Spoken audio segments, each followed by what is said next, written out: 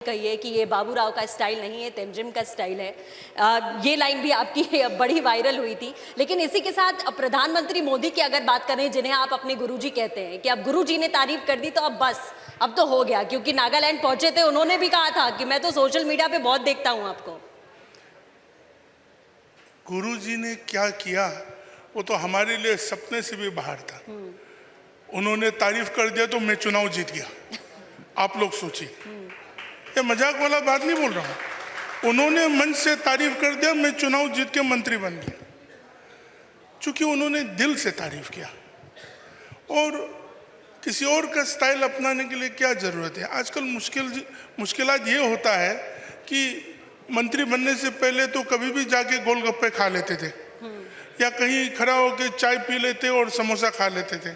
आजकल तो ताम झाम करने लगते हैं लोग ना। तो नेचुरल जो जीने का तरीका, उसके लिए मुश्किल हो गया।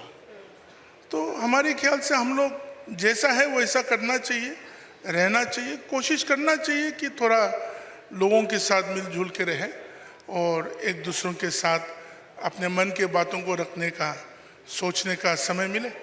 जी, क्योंकि बदलाव प्रकृति का नियम है। बदलते हुए हमने देखा है कि एक वक्त था जब नेता घर घर जाकर के पैम्पलेट बांटते थे। अब देखते हैं कि सोशल मीडिया पर कैंपेन चलते हैं, हर हाथ मोबाइल, हर हाथ टैबलेट। क्या इलेक्शन में इस चीज़ का फायदा मिला? दोबारा दोहराना। हर हाथ मोबाइल, हर हाथ टैबलेट। बदलाव हुआ है। पहले नेता जाते थे, पैम्पलेट देते थे, घर घर में जाकर के अपील करते थे वोट दीजिए। अब सोशल मीडिया पे कैंपेन चलते हैं। इसका फायदा आपको मिला नागालैंड इलेक्शन में, और मिजोरम के इलेक्शन भी करीब है। इसका फायदा क्या वहां पर भी मिलेगा?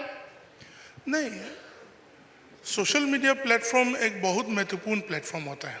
डिजिटल प्लेटफॉर्म जो होता है, उसमें बहुत सारे गलत भी चलाते हैं, बहुत सारे ठीक भी चलाते हैं।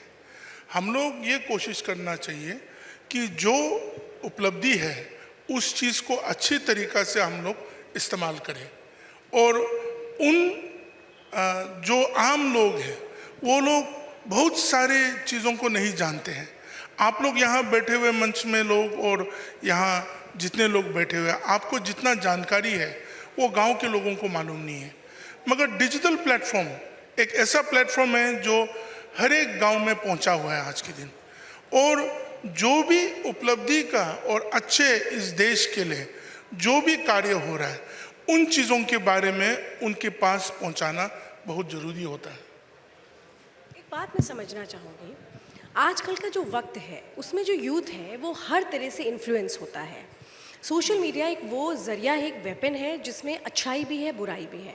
क्योंकि जब हम बात करते हैं राष्ट्र की, तो राष्ट्र, युवा और विचारधारा सब मिल करके चलते हैं। तो आपको क्या लगता है सोशल मीडिया किस तरीके से राष्ट्र के प्रति उस विचारधारा को सही मायनों में आगे बढ़ाने में कारगर साबित होता है?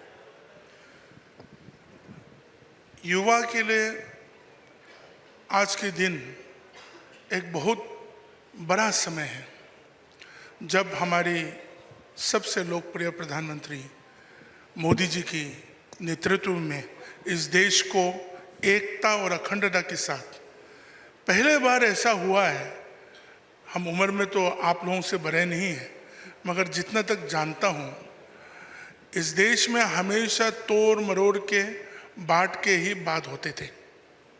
आज के दिन में एक भारत श्रेष्ठ भारत, एक साथ चलने का इच्छा नहीं, निर्णय हो रहा है, और मोदी जी इन चीज़ों को लेके चल रहे हैं।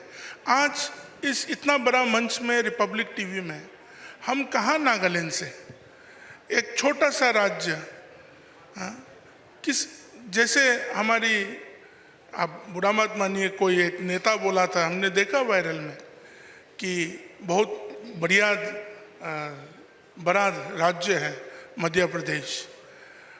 मध्य प्रदेश अच्छा राज्य है, हम भी उसमें गर्व होते हैं। मगर जब उन्होंने भाषण में बोला कि मिजोरम और वो त्रिपुरा की तरह नहीं है, वो हंस के बताया और सबके सामने मजाक उड़ा रहा था। मगर हम छोटा राज्य से हो सकते हैं, मगर हमारे पूर्वोत्तर के लोग भी इस देश के साथ एक दिल धड़कने के लिए हम लोग सफलपूर्वक आगे जाने के लिए कोशिश कर रहे हैं। मोदी जी ने उस चीज को जोड़ा के लाया है। मैं यहाँ प्रचार करने नहीं आया हूँ, मगर सत्य बात बोल रहा हूँ, उस चीज को जोड़ाया है।